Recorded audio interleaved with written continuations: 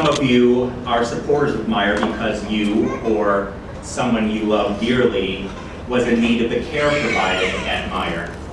Now, I am in that category. I went through the Catalyst program having been diagnosed with severe depression, anxiety, and post-traumatic stress disorder. Actually, I knew that I was struggling, but I didn't realize how severe my condition had progressed. And to tell you the truth, I didn't even recognize that I had any kind of condition that needed treatment. The past several years have been challenging. I took a call to a new church about 5 years ago, and the reason the church was in need of a pastor was because my predecessor, a young man in his mid-30s, also came down with depression, and he ended his life. So I knew that going into this congregation, I would have to provide a good deal of spiritual care as the congregation healed from that tragedy. And I thought that I could provide that sort of care. And if I may be so bold, I think I did a pretty good job. And then for reasons that extended beyond the circumstances of the vacancy, the congregation needed a lot of my time and effort with regard to leadership and logistical work and emotional care. And I found that I was overextending myself over a period of years. This, combined with having a young wife and some young children in the back there, had me working more and more either at the church or at the home. And to compensate, I stopped exercising.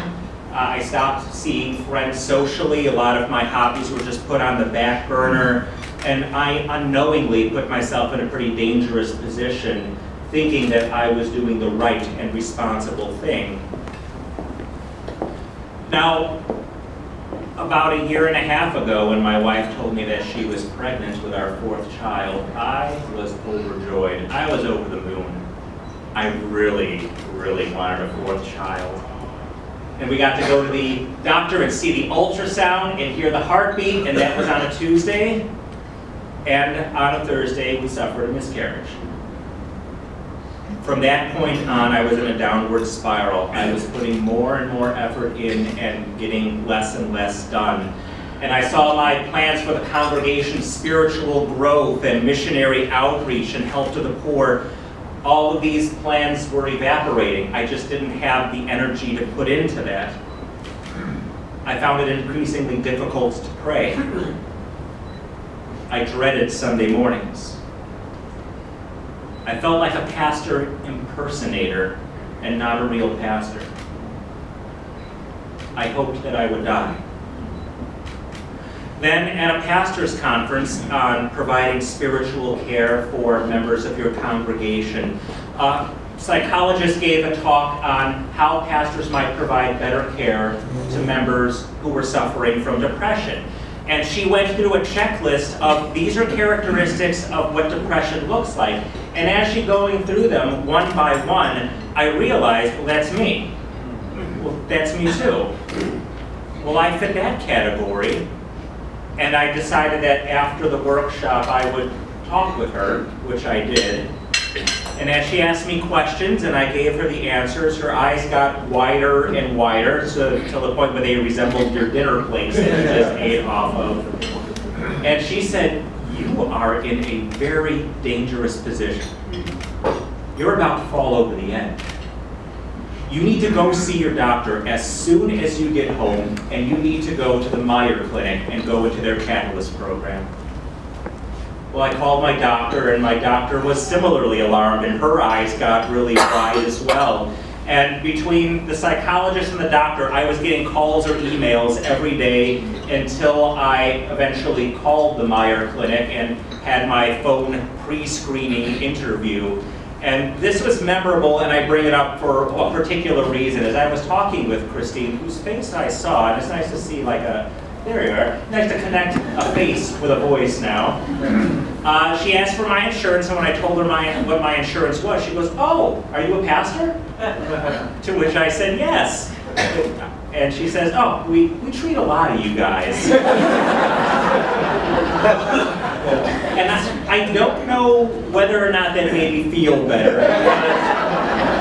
On the one hand, it was nice to know that I wasn't alone in my struggles, and I wasn't some kind of deficient Christian, and that people who are in my position have similar struggles and also have trouble dealing with the various stresses and pressures of life. But then I thought about individuals that I knew in the ministry, friends and colleagues, and my heart was breaking to think that they are feeling the same things that I am, and that their families are suffering the same way that mine was.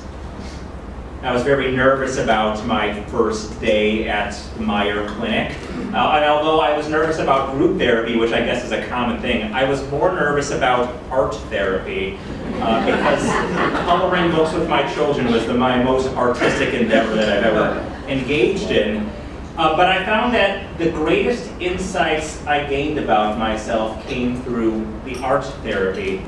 I remember one assignment in particular where I had to draw myself as an animal, and there I am with my terrible picture of a squirrel and humiliating myself, and I go, really, this is a squirrel. And my clinician, Carol, says, like, how does the squirrel feel? And I said, oh, well, the squirrel's lonely. Oh, I'm lonely. So I gained some very good insights through this and through other things. The program was tough, I'm not gonna lie to you. The program was real tough. I went home every day emotionally and physically exhausted.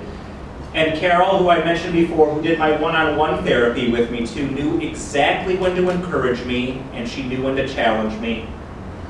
She asked me questions I've never asked myself before, and one time as we talked about the miscarriage I referenced, she even cried with me. I took a battery of psychological tests, and they taught me a lot about my own worldview that I didn't know. The interns were particularly talented, and I learned a lot from them. I was very impressed by these people studying to be clinicians. And in group therapy, the patients developed a bond as we all found ourselves rooting for one another and celebrating each other's accomplishments. And as it was encouraging to know that as I was praying for my clinicians and for my fellow patients, they were also praying for me and for my family. Indeed, and I'm going to go off script just to make Jordan a little nervous. There is a family time in the group therapy, and I did bring my wife and my kids, and Carol teaches it. And just last week, my 8-year-old son Joey was crying a little bit, and I said, "What's wrong, Joey?" "I miss Carol." Which, of course, isn't Carol who, and he had to explain what Carol was. But still, she made an impact. And since leaving Catalyst, I've returned back to parish ministry. And I can honestly say that things are not humming along as they were before I went into Catalyst, and that's a very good thing. I still have a lot to do in terms of learning new habits and worldviews and discarding things that I've cultivated over 40 years that just weren't working for me anymore. And in a lot of ways, I feel like I'm a rookie, just fresh out of the seminary and trying to figure out how do you do this pastoring job thing. And while I know that I still have a lot of work to do, I also recognize that I'm on the right track. Day by day, I'm becoming a healthier person. As I'm growing in my health, I'm also becoming a better husband, a better father, and a better pastor in Jesus' church. And again, I'm going off script. This past Sunday was a particularly difficult and challenging Sunday for me because one young family in my congregation suffered a pretty unspeakable loss, while at the same time I'm getting calls to come to the hospital quick because one of my elderly members has just taken a turn and she needs me to help her prepare her to die. So in the midst of this, I realized one thing: I could not have done this work if I did not go to Catalyst.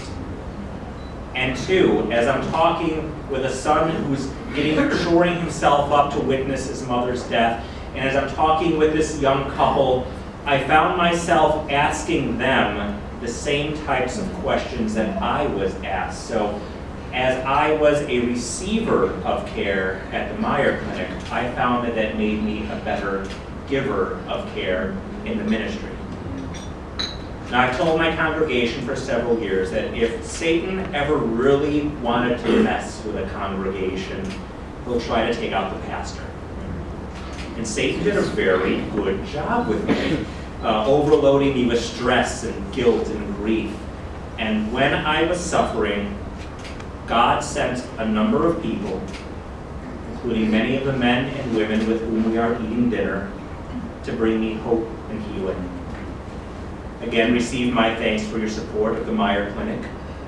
They're not only bringing healing to those who are hurting, but as they do their work, they enable people like me to continue to spread the kingdom of God.